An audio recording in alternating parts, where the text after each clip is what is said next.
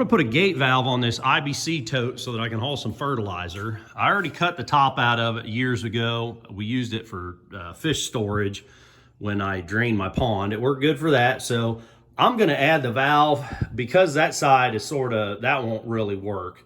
Is that big bulging thing there, the gate valve that's already in it. I don't want to put it on the sides, on the long sides. I think it'd probably be best just to put it on this other end. So I'm going to add a gate valve, I think right there. And I'm going to use this gate valve that I bought online. This is from SMV is the name of the company that makes this. They deal with like Rural King Tractor Supply and stuff. In fact, I ordered this from Tractor Supply and had it shipped to my home. This is the 9x9. They make a 9x18, but I thought that was a little bit overkill for what I'm doing. So I think I might like to add a lip. So how this thing works is you mount this rail gets mounted flush to the whatever apparatus you're doing. I'm using the IBC tank. So I'm gonna mount this flush and bolt it right to the IBC tank. I'll essentially just cut a big hole out of the middle here, and then that slides up and down. But with that, it's gonna wanna spill right out the edge. So I think I'd like to add a little piece of a chute, maybe just a couple inches, to try to get the material away from the bin so it's just not spilling out the edge of the bin. So I'm gonna go ahead and get this thing flipped up on its side. We're probably gonna have to cut, I'm sure we're gonna have to cut the metal. We'll either use a Sawzall or an angle grinder with a whiz wheel on it. We'll probably have to cut a couple of these bars out. But I'm gonna get it flipped up and sort of lay that up here, and we'll see what it looks like. Okay, so it's looking like we are for sure gonna have to cut this crossbar here. This one's gonna have to come out. This one's gonna have to come out just to make room for the handle as it pivots up.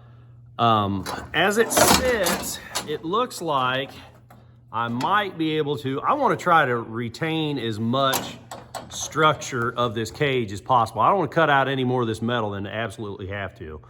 It looks like I may be able to not have to cut these vertical bars here. So I'm gonna start out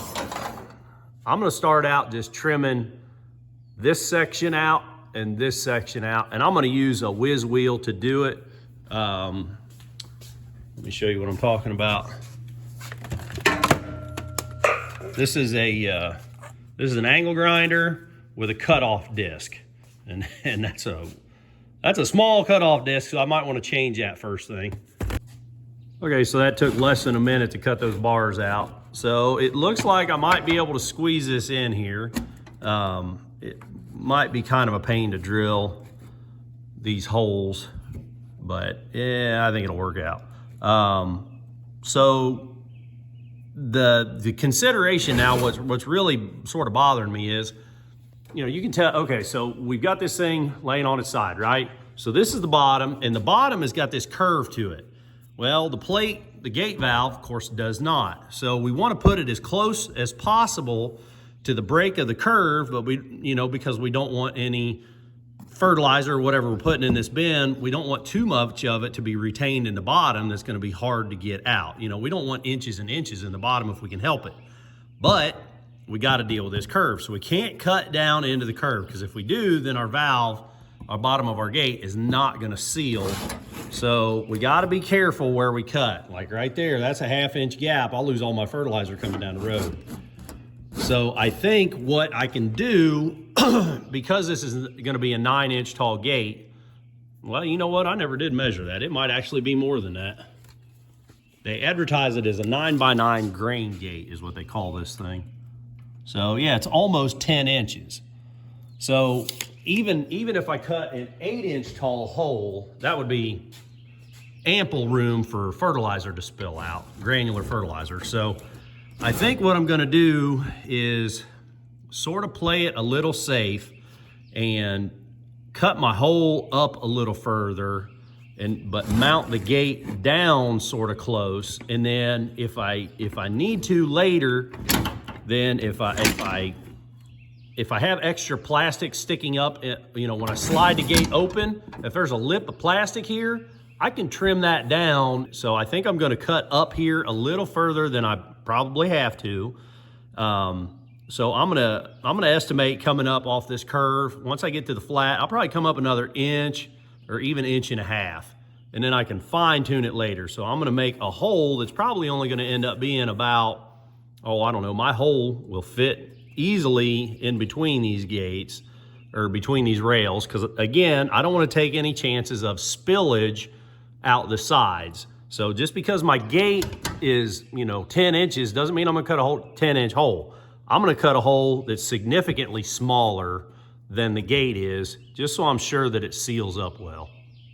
All right, so I had it laying up here and I sort of marked where I want the edge of the hole and, edge of the hole, just eyeballing everything. I marked there are 3 mounting holes on each side. I went ahead and marked dots there so I can go ahead and drill those out. So now I'm just gonna take my square and marker and connect the dots. Okay, so the gate itself is it's a little over 9 inches wide by about 10 inches tall, and the hole that I'm gonna cut is about 6 by 6. Well, I used that same cutoff wheel. It worked really good. It sort of melted the plastic a little bit, but it didn't make much of a mess. I took a razor knife and cleaned up this edge on the outside because we want this to be nice and flush so that our gate sort of seals against it. Then I drilled my holes. Now I drilled 5/16 holes, but I'm gonna use 1/4 inch hardware.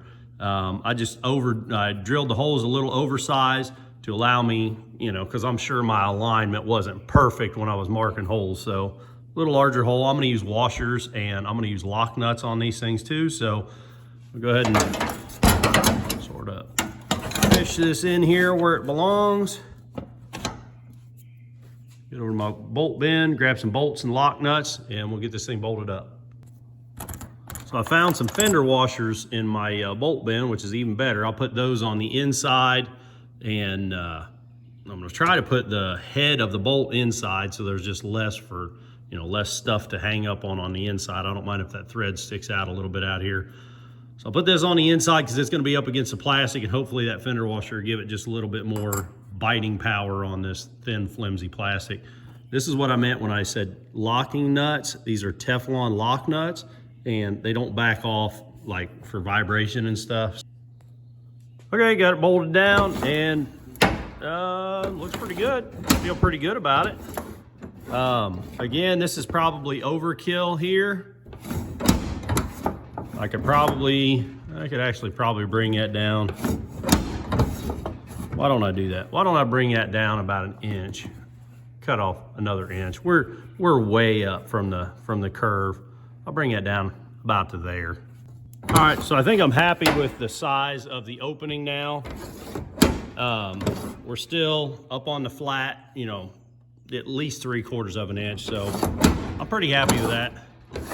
Now I think the next thing that I want to do is, rather than attaching a piece of angle or some other chute to this gate itself, I think if I just attach something to the skid and take up this gap, that